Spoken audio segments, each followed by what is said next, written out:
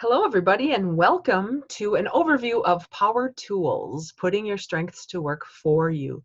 This is a presentation and a webinar based on my new book, Power Tools at Work, the subtitle of which is Helping Leaders Build a Strong, Engaged, and Connected Culture. The idea behind this webinar is that there are lots of ideas leaders can use inside corporations and organizations to help people make sure that they have a job or a career that they love. Now, some of you may know this guy. You may have seen him before. His name is Jake. He's not Jake from State Farm. He's Jake from Life is Good. And we know that most of us have a really good life. Life is really good. And when good lives get in the way of great lives and great opportunities, that's where we want to start having a different kind of conversation. What I'm hearing happen sometimes in the organizations where I work, I might offer a new idea, a new book, something to think about differently. And people say, no, I'm good. No, I'm good. I don't need any more. I'm good. And I wonder if that prevents us from actually getting to the space of great. So in this presentation, I'm not here to tell anybody they're wrong or to give any prescriptions or diagnoses. I'm here to shine a light. I learned this from my very first life coach that I hired a long time ago when I was kind of struggling in one of my jobs. And she told me that at some point when we're born, it's kind of like we're born into this big mansion where we have a million rooms and everything we could ever want, all the toys, everything that we need for our lives. But over the course of our lives, we start shutting the doors to those rooms because somebody said something, our parents said something, something didn't work out for us, we made a decision to limit our opportunities, and eventually someday in our lives as adults, we look around and we're living in one little room of that huge mansion. So my job during this webinar is just to shine the flashlight on some areas that maybe you already know, but you've just forgotten. Because what happens to a lot of us, we have these little voices in our heads that aren't even our own voices. They're probably from somebody else in our lives. I mentioned earlier, teachers, parents, older siblings, it could be. Somebody somewhere has told us something that we have believed as the truth for us. And it's actually limiting us rather than expanding us.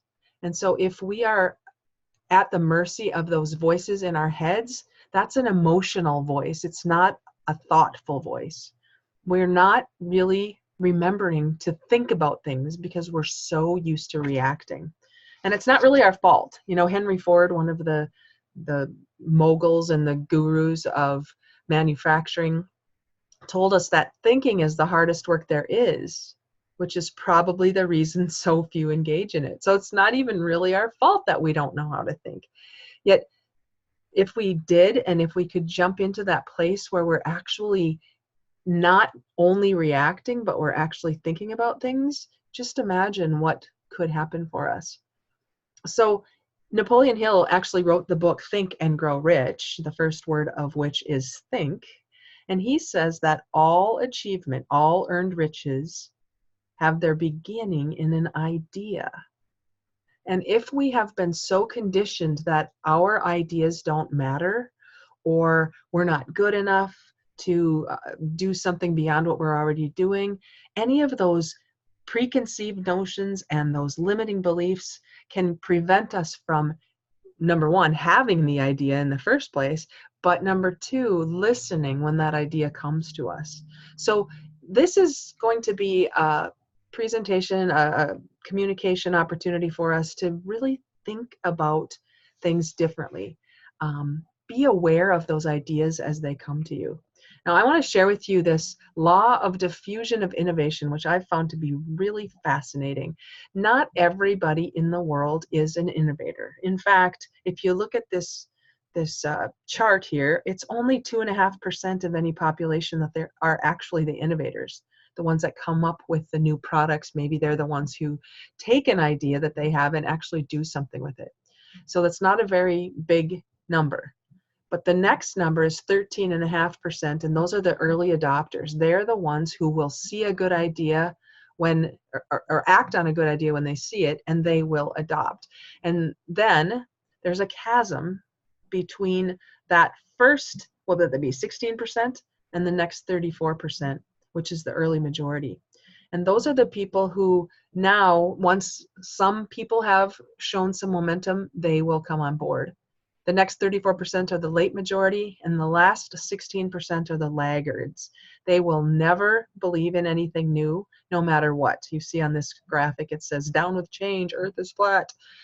Yet, if you think about your efforts as a leader, either in your home, in your community, in your business, where do you spend a lot of your time and attention? Is it with the people who already get you and are supportive of your ideas? Or is it trying to convince the laggards and the late majority to come on board? If you're like most people I ask that question of, they go, yeah, I have been spending a lot of my time trying to convince people. So I am here to ask you, to plead with you, to stop putting your time and attention on those laggards and late majority. Because if you just concentrate on the early adopters and the early majority, and you cross that chasm right there between those two percentages, the system will tip in your favor. So put your time and attention on those people who already kind of are open to your ideas. That's where you will find that you don't have to force your ideas on people. You can actually share your own power from the inside, and that will magnetize people to you. Now, this is theory till it's proven out for you. So I'm going to just give you some ideas and some suggestions to really tap into your own personal power. I'm going to tell you more about that acronym in a second. The book is Power Tools at Work.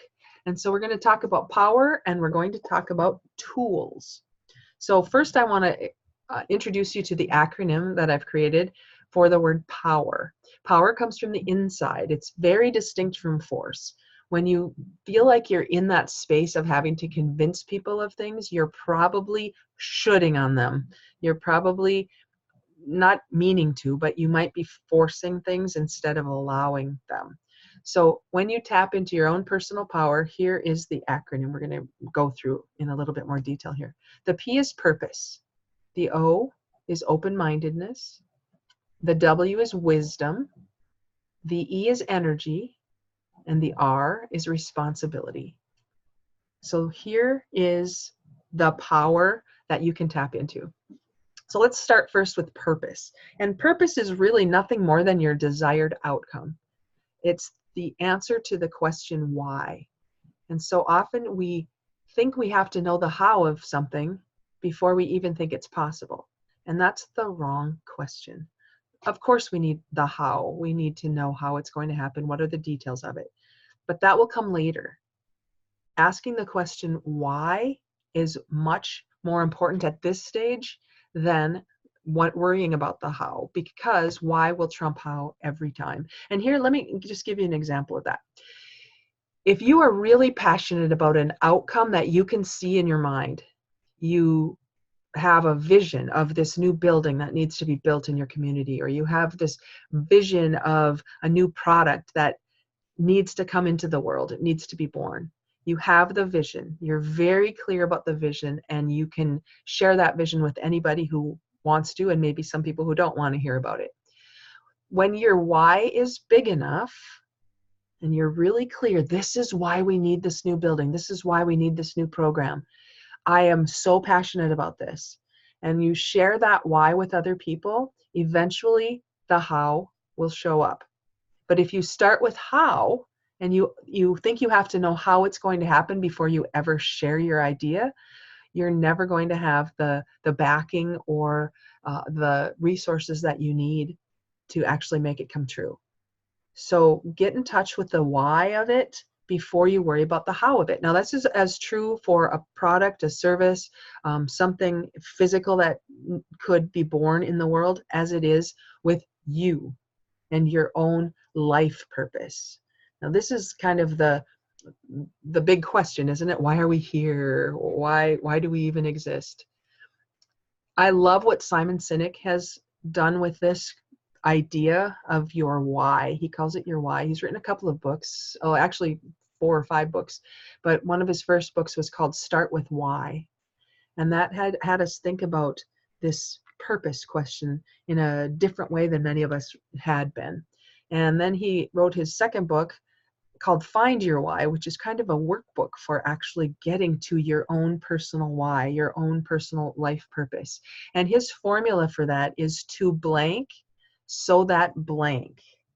And that formula is to blank, which is your contribution, so that you can make an impact on the world, your community, your family. It doesn't really matter where you're having this conversation. It's just to get really in touch with your own purpose, to blank so that blank. And here, let me give you an example. Here's mine. To inspire people to do the things that inspire them. That's my contribution. I want to inspire people to do the things that inspire them so that we can have this impact, so that together we can transform our world and step into our greatness individually and collectively. Just imagine what your family would be like if people were inspired to do the things that inspired them, and every day they would get up excited to go to work or school. The distinction is very clear because we're so used to having to do things instead of getting to do them. And so whether that's your family, your workplace, your community, your region, your state, your world, just imagine how that could be different if people were inspired to do the things that inspire them. So that's my why. So I want to give you a couple of minutes, perhaps, to shut the recording off, get out a piece of paper, and really think, what is your why? Another way I can ask that is, what do you feel so passionate about as a problem in the world? One of my mentors, Lance Secretan, calls that a terra threat, a threat to the world. What keeps you up at night? What do you believe is so important that needs a solution? Mine is lack of connection and communication. I'm really clear that without communication and connection, we have no ability to inspire others. So I know my why is around connection and communication. So I'm going to give you a few minutes, as much as you need. Just hit pause on this recording and do a little journaling about your own personal why. What is so important to you that you can't sleep at night if it doesn't get addressed? You don't need to know the how of it. Just be clear on the why.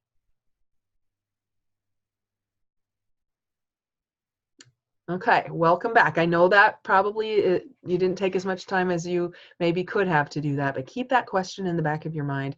If we have really good questions in our minds, we have the opportunity to always have something to allow our subconscious to work on. And if we can allow our subconscious to work toward what we do want, we might be surprised at what comes to us in seemingly random times.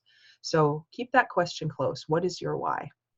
So let's move on to the O. The O is open-mindedness. And open-mindedness is really important to connect with others toward a solution instead of being closed to the probability of the way things already are. If you're not open to possibility, you'll be closed to probability, which means that you probably already know how outcomes will be. So let's talk a little bit more about this open-mindedness. Carol Dweck has done a lot of research. She's a researcher who wrote a book called Mindset, and she's found that there are 2 ways most people could be, either fixed mindset or a growth mindset. If people have a fixed mindset, they believe that skills, intellect, and talents are set and unchangeable.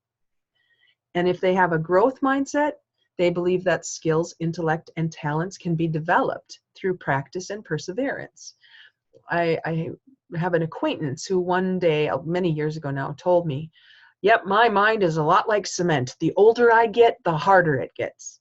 And I thought, wow, would that be something I'd want to share with people, that I'm that fixed in my mindset? Now, I listened to Audible, I guess it's a live coaching session on Audible by Mel Robbins, and she was talking about Carol Dweck and mindset, and she was interviewing or coaching a gal who was in the gifted program when she was a young child. And she opened my eyes to something that I had never thought about. She said, Mel Robbins was coaching this gal, and she said that this gifted child who was in 3rd grade in the gifted program probably developed a fixed mindset at that point in her life, because as a gifted child who was put into a box, where do you go from there if you fail a test, or if you get, not even fail it, if in her case she got a 93 on a test and all of a sudden she thought she was a failure, because there's such high expectations of her 8-year-old self at the time that she was afraid to do anything outside of what she knew she could be good at. And that limited her possibilities, and it gave her a very fixed mindset. And I had never thought about it like that before. But I wonder how often we rest on our laurels and we say, this is what got me here, and this is the only thing that I can ever do or be, because it's the only thing I know how to be good at. Perfectionism is a real dangerous disease. And when we get into that perfectionistic mindset, we can really see that fixed becomes easier for us than to be open to possibilities. So I love this quote. I just want to read through this quote because it really caused me to think about things differently. It says, being open-minded means accepting all perspectives as possibilities.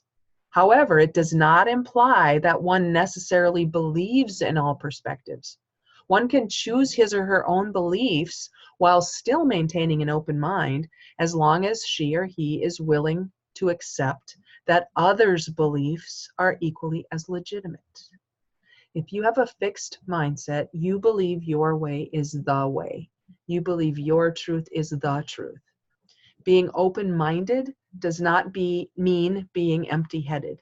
It just means being open to at least listening in a way that can accept others' beliefs. So the question for all of us is, are you open-minded? Here's another quote that I really like. Let go of your attachment to being right, and suddenly your mind is more open. You're able to benefit from the unique viewpoints of others without being crippled by your own judgment. Your attachment to being right. In LifeWorks University, we call that taking a position. And sometimes when we take a position and we believe we're right, the only thing that can happen in that relationship is that someone else is wrong. So let go of your attachment to being right. And all of a sudden, you see things differently. And people are more attracted to your energy than they are repelled by it. So I want to give you a formula that I've found to be really helpful. Here it is. Go ahead. Figure it out. No, I'll break it down. This is what can happen in a conversation in the distinction between fixed and growth mindset. So if I have a fixed mindset, I might believe that things happen to me. It's not within my power to have any impact on the things that just happen to me. So fixed mindset might believe that. So here's the formula. An event happens. I believe it happens to me. I have a reaction which comes from my emotions. There's no thinking involved in reaction. It's just an automatic programmed reaction. And that, at best, if we're talking about a conversation, would invoke a discussion. Now, discussion comes from the same root as percussion and concussion. So imagine what happens in a discussion. If I believe and I have a fixed mindset and I am sure that things happen to me, in that discussion, do you think I'd be very open to hearing somebody else's point of view? We might say at work, let's have a discussion about that, or let's discuss this problem or this situation.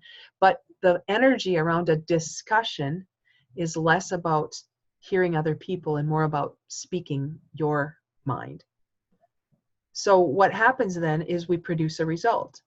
So when the event happens to me, I have a reaction, which at best provokes a discussion. What was it that happened there? What did you do wrong?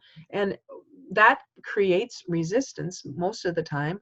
When people feel offended against, the only thing they know how to do is to defend. and that produces a result. So let's take that and then let's compare that and contrast that to a growth or an open mindset where I realize that things don't happen to me, but they happen for me. So let's take a look at this.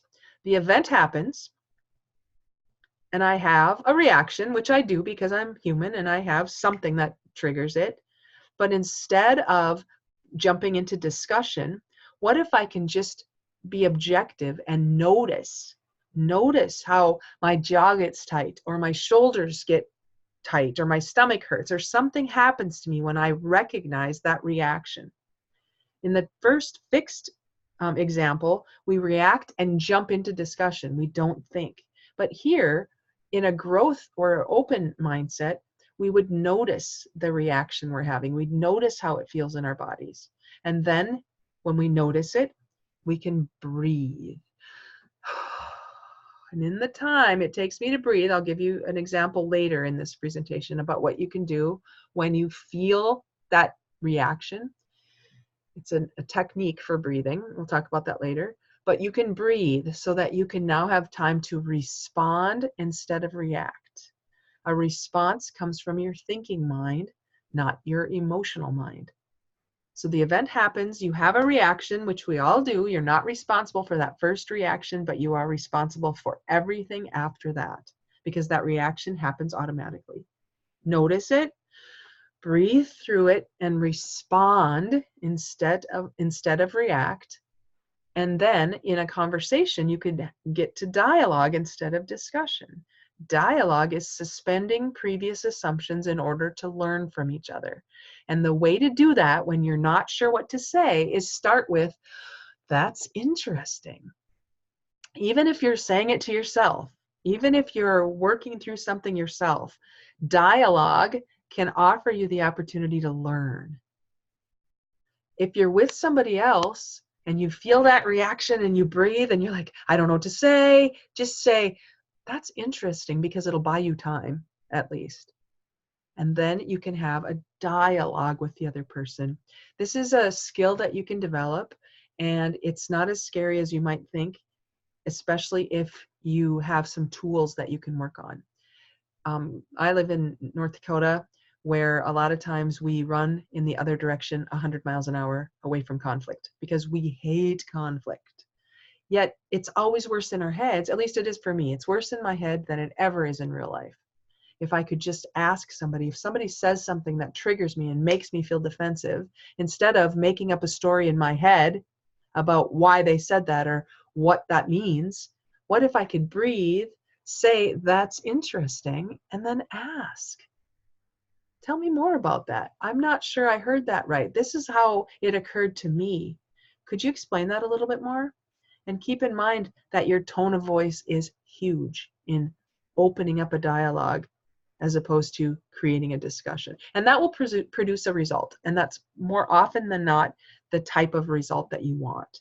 So I love this diagram because it's a reminder to me that I have a choice in every situation. I can either be in my fixed mindset and want to be right about it, or I can open up and realize that I always can choose differently. Not responsible for the first thought, the reaction, but I am responsible for everyone after that. So that is open-mindedness. Let's move over to wisdom. Wisdom might be what you learn after you know it all. And for some of us, that's around age 24, where we think we know it all. But if we can just be aware that there's more information in form and inspiration in spirit for us, and we could actually build our wisdom because we get information all the time. Let me just break this down a little bit. We get messages all the time in our lives, and many times we're just not aware of those messages. If you have ever been driving in a city and you're at a stoplight, and at that stoplight, you might look down and you might be thinking about something, and you won't notice this in the moment perhaps, but you might be thinking about something, and then you look up and all the lights turn green at the same time. Could that be a message that your higher self is giving you, go back and think, what was I just thinking? Because all the lights went green. That could be a message. If you don't get or notice the messages that your life is sending to you, you'll probably get a lesson. And a lesson might be a little bit stronger. If a message is like a breeze blowing by your shoulder to kind of take you out of your way of being, a lesson might be a tap on the shoulder.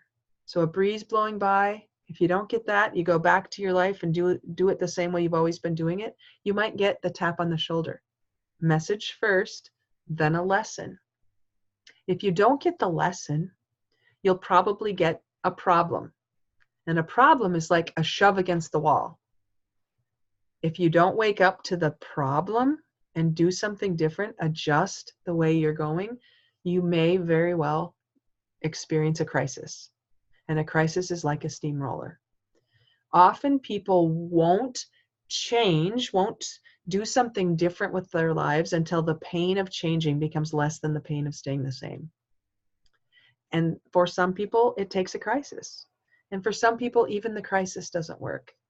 And sometimes when people are given information, a message, a lesson, a problem about something like health, hey, if you don't change your health, your eating and exercise, you could get diabetes, you could get high blood pressure, all these things could happen.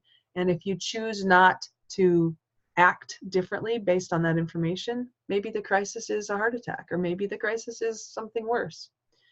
So be aware that wisdom allows you to see things before they have to become a crisis, but you have to be aware of that. It's only in hindsight that you can connect the dots of your life. You can't connect the dots going forward. You can only connect them looking backward. And so when you look back on your life and you say, I wonder if this is why that happened, or that choice I made back here led me here, and I wonder if that had anything to do with that.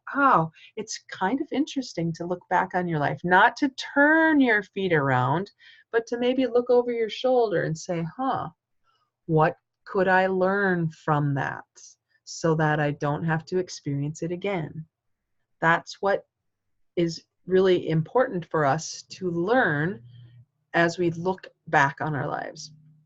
So I'm going to give you another journal opportunity here where you can hit pause on the video here and think for yourself. Have you ever reacted from emotion instead of responded from thinking?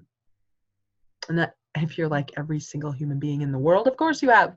So take a couple of minutes in your journal and jot some notes down. Have you ever reacted from emotion instead of responded from thinking, and what was the result? Go ahead. Okay, welcome back.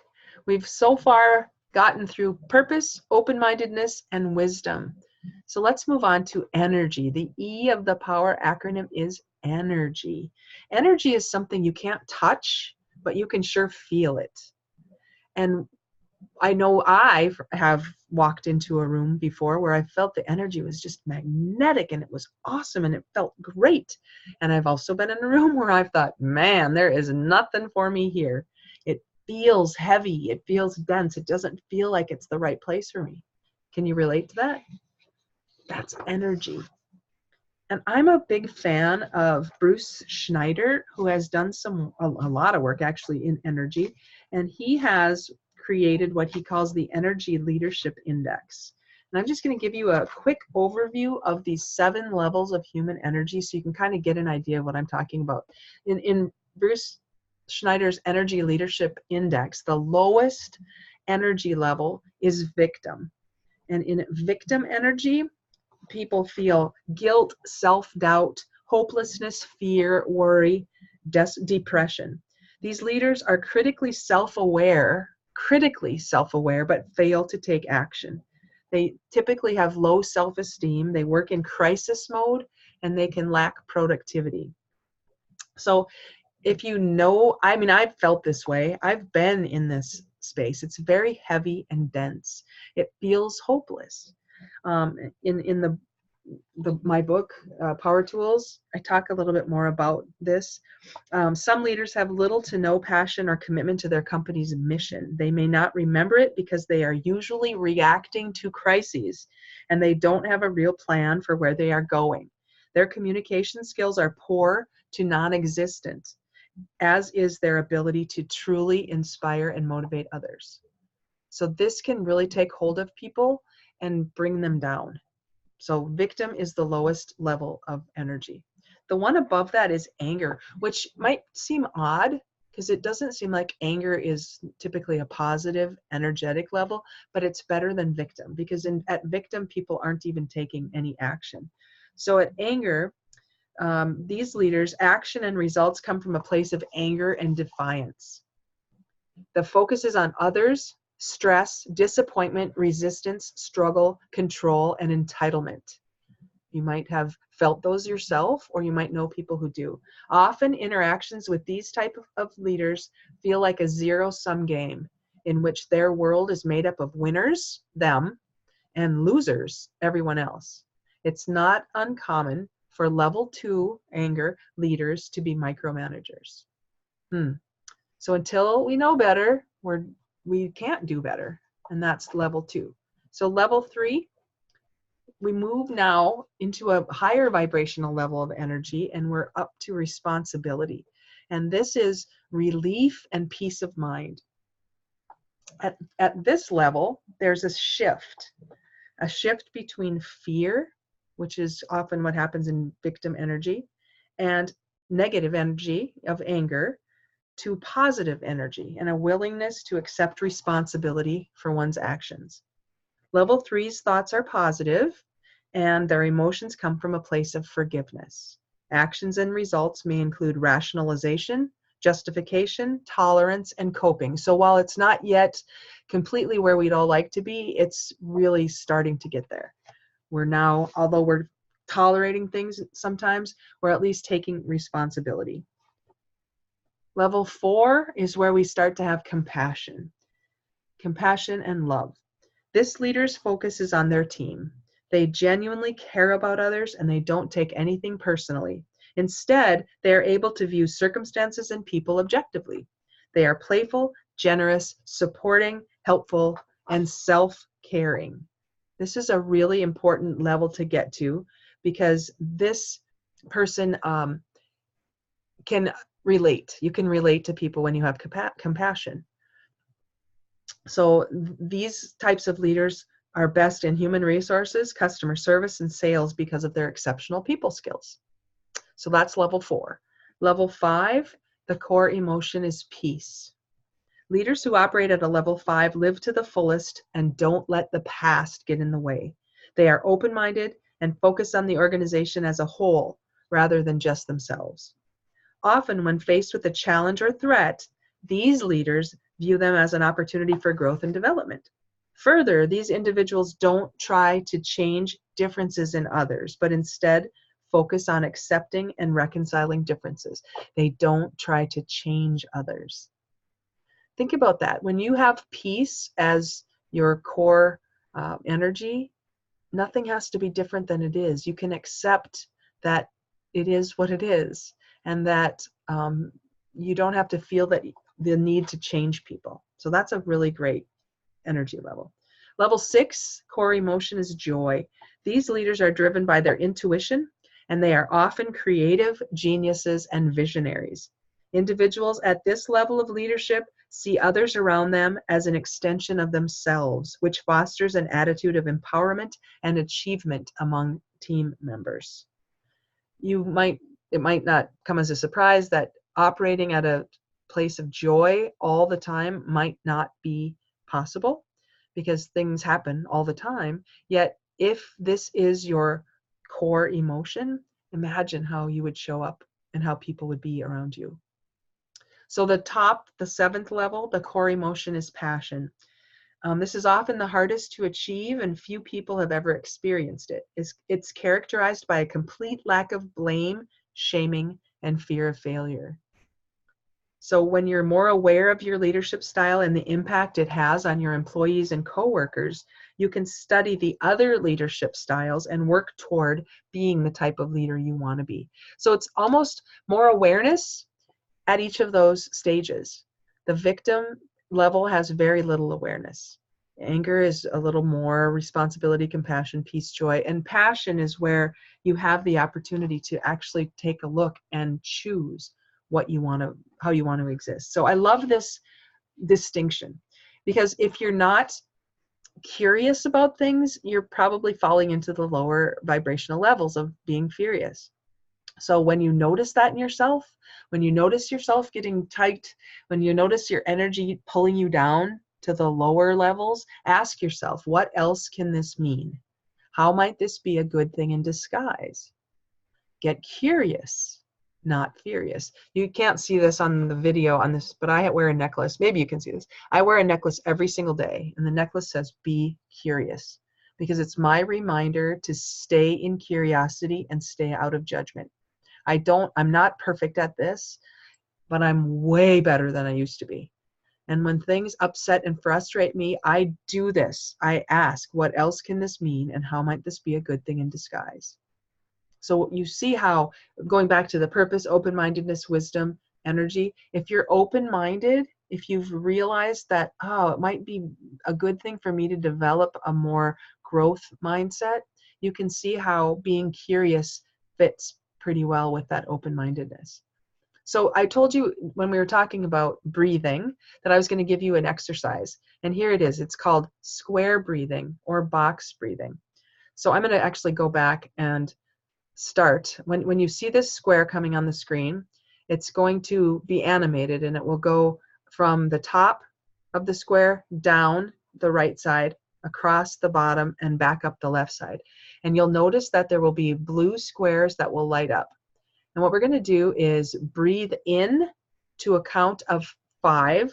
You'll watch those blue squares light up. Breathe in when the squares go across the top of the square. Hold that breath as it goes down the right side. Breathe out to a count of 5 as it goes across the bottom. And then hold that exhale as it comes back up the top. I think this will make some sense as I show you. So watch the blue squares inside this next square. Breathe in, 2, 3, 4, 5. Hold, 2, 3, 4, 5. Breathe out, 2, 3, 4, 5. And hold, 2, 3, 4, 5. So you can see how this could be really helpful when you find yourself getting stressed. You can actually draw a square in the air, if that helps, as you're breathing in, holding, breathing out, and then holding. Or maybe a square on your desk or on the steering wheel of your car. Wherever you find yourself getting stressed, use this box breathing technique to gain back. In this case, it would be 5 times 4, 20 seconds. 20 seconds. To gain back control and go from maybe being angry to being compassionate. So I really love this technique. And this is one of the techniques, one of the tools in the book, Power Tools at Work. So let's move from energy to the 5th point, which is responsibility. P.O.W.E.R. Responsibility. So I want to talk a little bit about reputation versus character. Kind of an interesting distinction. If you really think about this, your reputation doesn't belong to you. Everybody is going to talk about whoever they're going to talk about. If I speak, I do a lot of speaking, and people in audiences have a huge opportunity to talk about me when I'm there. And maybe they'll say great things, maybe they'll think it was stupid. I don't know. I can't control what they say about me. My reputation does not belong to me. It belongs to whatever other people are saying about me. And what other people say about me is none of my business. What people say about me says more about them than it does about me. Because if they're saying bad things about me, why didn't they tell me to my face? If they're saying good things about me, why didn't they tell me to my face? What other people say about me and think about me is none of my business. I know that's really difficult to wrap your head around, but your reputation doesn't belong to you. If I'm worried about what other people think of me all the time, I'm never going to be authentic, because I'm always going to be taking my view of myself based on what they, whoever they are, say. So my reputation doesn't belong to me. However, my character is 100% my responsibility. I need to act in such a way that whatever they say about me will truly say more about them than it does about me. My character will speak for itself, and my character will speak for me even when I'm not there. So don't be as concerned about what other people say about you or think about you. Just be aware of what you can control, and that's your character. So I love that distinction. It's helped me a lot, not worry so much about everybody else. So here's a distinction in a victim mindset and an accountable mindset. So we might say victim are people who want the status quo. They want things to stay the same. They operate in a mindset of ignorance. They fight reality. They tend to blame others for whatever's happening. They come up with a lot of excuses, and they wait and hope for things to change. And that mindset doesn't really serve themselves or anybody, if they're honest. An accountable mindset or a responsible mindset, on the other hand, people are aware. They're aware of their energy. They're aware of their power. They acknowledge reality. They own it. So if something happens that I have something to do with, I can own it and fix it. If I'm blaming, I can't. They find solutions instead of focusing on the problems. And they get on with it. They move forward. Man, it is so easy to stay stuck in a problem or a mistake, and you'll never move forward. Instead, be accountable and look for ways to get beyond status quo, because if you're honest, there's no such thing as status quo anyway. We are creative beings, and in nature, nothing stays the same. The seasons change. Everything's changing all the time. And if we're trying desperately to hold on to the way things have always been, we're fighting a losing battle. Instead, own what you can own and let go of the things that you can't control. And that will shift you into a responsible mindset. Remember, the 10 most important 2-letter words in the English language are: if it is to be, it is up to me. When you take that on as your way of seeing the world, I will tell you, it becomes so much easier than waiting for everybody else to do things right, to do things the way I think they should. When you take back your personal power, you don't have to be at the beck and call of anybody else. You'll always want to do this in kindness and in compassion. Remember, going back to the levels of energy, when people know better, they can do better. But if they don't know better, how can they do better? If you give everybody the benefit of the doubt, you can believe that they are doing the best they know how to do. So here are some questions to ask yourself as we kind of wrap this up. And the first question, I think, is a really simple question, but it's so interesting to me how few people have an answer. So the question is, what do I want? We're so conditioned to know exactly what we don't want. We know what's wrong all the time. We look around us and we see that there's garbage on the floor, and we see that there's this going wrong and this is bad. So what do you want? What do you want instead? If you've become really aware of what you don't want, take some time and determine for yourself, what do you want instead? Now, I asked this at a group many years ago. It was a college I was speaking at. And one young man, I asked him what he wanted, because I ask audiences all the time, and very few people give me an answer. And this young man said, I know what I want. I want a new pickup. And I said, awesome. I'm so glad that you know what you want. That's great. So question 2 is, what are you doing to get that? And I asked him that. So what are you doing to get the pickup? And he looked at me like I was crazy. And I said, well, what are you doing to get what you want? I mean, do you have a job? Are you putting money away? He goes, yeah, I have a job. I said, what do you do? He said, I work in an auto body shop. And I said, okay, tell me about that. He goes, oh, I hate it. I have a crappy boss. I hate everything about it. I said, great. How's that working for you? Question 3. How is what you're currently doing working to get what you say you want? And they didn't pay him enough, and he didn't like working there, and everything about it was bad. So there must be another way. If what you're currently doing is not working to get what you say you want, then the fourth question is, what could you do differently? And I'm going to cut us all some slack right here, and I'm going to say that I bet we're doing the best we know how to do. We see the world through our own eyes. And if we're trying everything we can think of, it might be because we don't have a different perspective. So what could I do differently? In my case, I surround myself with people who can give me a different perspective, who can see things from a different point of view. And I need people around me like that, because at best, I'm only going to see the world through my own eyes. So I'm going to go back and revisit this whole list of questions and say, what do I want? When you think about what you want, it's kind of like being interested in something, right? I'm interested. If I'm interested in something, I will do what I need to do when it's easy. And then I'll say, what am I doing to get it? Well, I'm doing what's easy. How's it working? It's not working so great, because I just want it.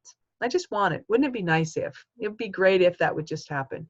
Well, I might ask that question a little bit differently. Not what do I want, but what do I intend? Think about intention.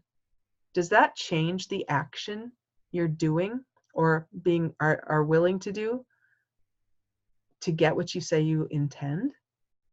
If you're intentional about something, I think the action would be a little bit more forward. However, the road to hell is paved with good intentions, right? Oh, I intended to send that thank you note. Man, I intended to go over and do that. Intention is doing what you say you're going to do until something else draws your attention. So we have really good intentions, yet it doesn't always give us the result we say we want. I think, this is just me, but I believe what's missing in the world is commitment. Because commitment is doing what you say you will do and being willing to do whatever it takes without violating the rights of others, even when the emotion you set it in wears off. Ooh, that's a big definition. So let's break that down. Commitment is doing what you say you will do and also being willing to do whatever it takes without violating the rights of others, because of course this isn't about stepping on other people's rights, even when the emotion you set it in wears off. It's so easy to go to a workshop or go take a class or do something and get all hyped up and, yeah, I'm going to do this. This is awesome. I'm so committed. Yes, I'm going to lose 20 pounds. Yes. And then you get out of that workshop or out of that environment or out of that energy and you go, what was that? Oh, no, I'm going back to the way I've always done it, because that's what gravity wants you to do. It wants to pull you down to the way you've always been. And then you learn that you're only interested in what you wanted. You're not really committed to it. So I will ask all of us, are you committed to what you say you want? That's a burning desire. There's nothing that will stop you when you have a burning desire and a commitment. So ask yourself, do you have something that is so compelling to you that you can't not do it? What's your why? When your why is big enough, the how will show up. But if you're stuck in interest, I'll just do it if it's easy. No wonder you're not getting results that you could get. So keep in mind, those questions are really important to ask yourself. So I'm going to give you a couple of minutes, maybe a minute. Turn off the recording here and write in your journal, what are your ahas? Anything you've learned here that can project your trajectory, can put you on a new trajectory, can have you take a little bit different action. Because think about, if you keep walking in the same direction you're headed, you're going to end up right there. If you keep walking in the direction you're headed, don't be surprised when you end up right there. Yet if you decide today that you want something to be just a little bit different, you want a different outcome, you need to shift your feet just a tiny little bit, 1 degree in a new direction, and then keep walking in that new direction. And it's amazing what can happen in a relatively short amount of time when you are committed to a new outcome. You probably will not have as much success if you try to do this on your own as you might have if you get in a mastermind group or a support system. Talk with people about this on a regular basis who can be, I hate to say help you be accountable, yet that's really what it is. Help you be accountable to what you say you truly desire. That's the mastermind principle that happens. And that was a term coined from the book Think and Grow Rich, which was written in 1937 by Napoleon Hill. He said one of the principles of success people have is when they have a mastermind group, when the best of them comes out because they're in a spirit of harmony with people who are like-minded. So put the video on pause and write a couple of ahas, and then we'll come back and wrap up.